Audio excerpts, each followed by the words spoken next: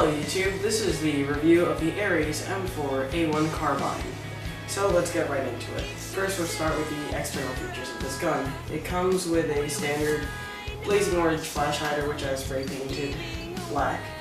The outer barrel is metal, the forward sight is also metal, the handguard is nylon fiber, the carrying handle is metal, the body is also metal. The mag it comes with is metal, the delta ring is metal, the pistol grip is nylon fiber as well, and so is the back stock. The buffer tube is metal. Now, underneath the metal carrying handle are your standard 24 diameter weep rails to mount your optics or your scope or whatever you're into. Let's see here. The gun comes with a fully functioning charging handle, so pull it back, the door opens, and your hollow unit is exposed right up here, and this slide also comes back. And what I mean by fully functional is that in order to get that slide to go forward, you press this button like on a real M4, and the cover slots right back on, which is a really nice thing to see, because they were looking for realism with these M4s, and they definitely accomplished that.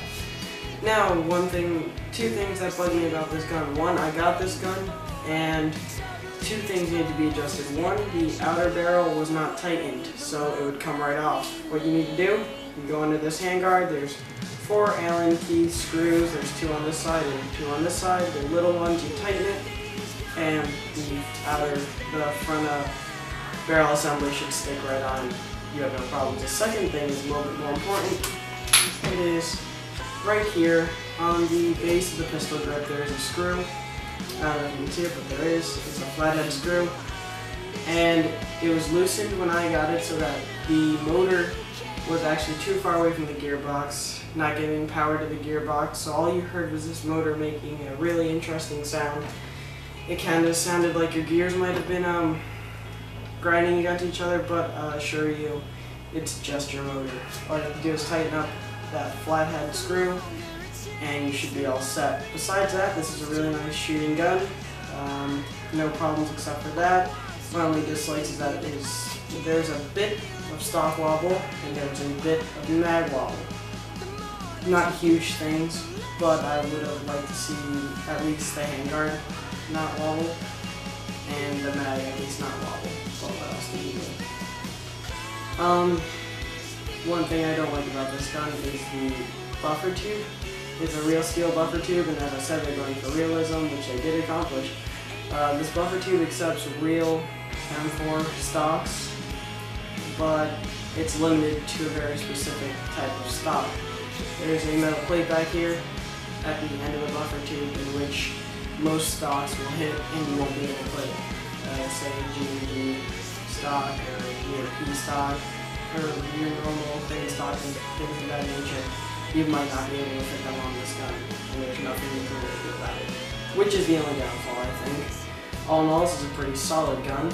I'm going to cut to a video of this gun shooting outside, and when you guys get back inside, I'll go over my final thoughts and the internals of this gun. So, enjoy.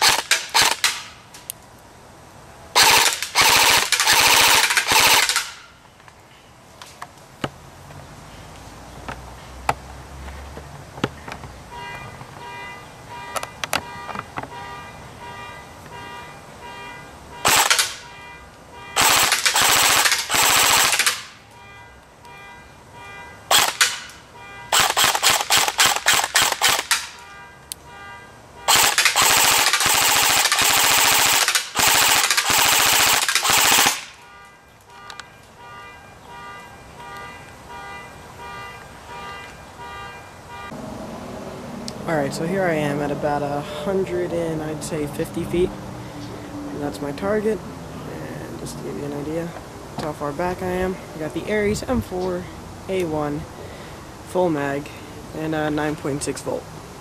Alright, let's get to it.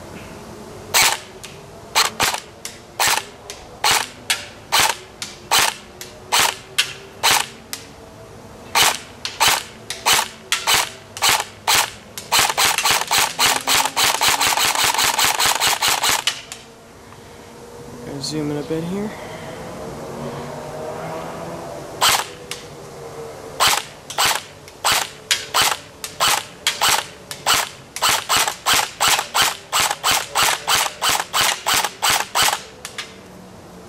This one full auto.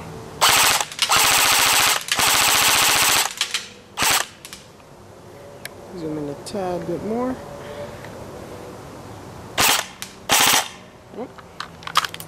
And I'm out. Alright, so we're back, and as you saw, the M4 shoots pretty well from 150 feet, I think I did. Either way, we're shooting pretty good. I've used this in 2 games so far, and it's proved pretty well. It has a fair, moderate accuracy. The FPS is a bit low, I think it's about 283, so that is pretty low. But thankfully, ARES thought of that and was nice enough to have a quick uninstalling spring. Now what that is you pull off this buffer tube. It's simple, just go look at another video of the disassembly of the buffer tube. Once you take this off, you have an Allen key screw. You unscrew that, underneath that you have another Allen key screw, you pull it, you twist it, and you can pull out the entire spring assembly, which is just the spring. So once you pull out the spring, you can swap in another one, whatever you like, and you can make this an indoor or outdoor gun, whatever you might need. And it cuts down the spring time to about like 5 minutes. You can update or remove or whatever you need to do with your spring, which makes it really nice. It makes it able to do a wide variety of roles, CQB, outdoor, and you'll always be ready. So it comes with a sling mount on the front and on the actual stock. The internals compose of really reinforced lipoly ready gears and pistons and everything else, all that nice stuff. The trigger is metal, the trigger guard is also metal. I recommend using a 9.6 in these higher end rifles because you don't want to put an 8.4 in here just because you won't be accomplishing the rate of fire or accuracy or power that you're probably looking for.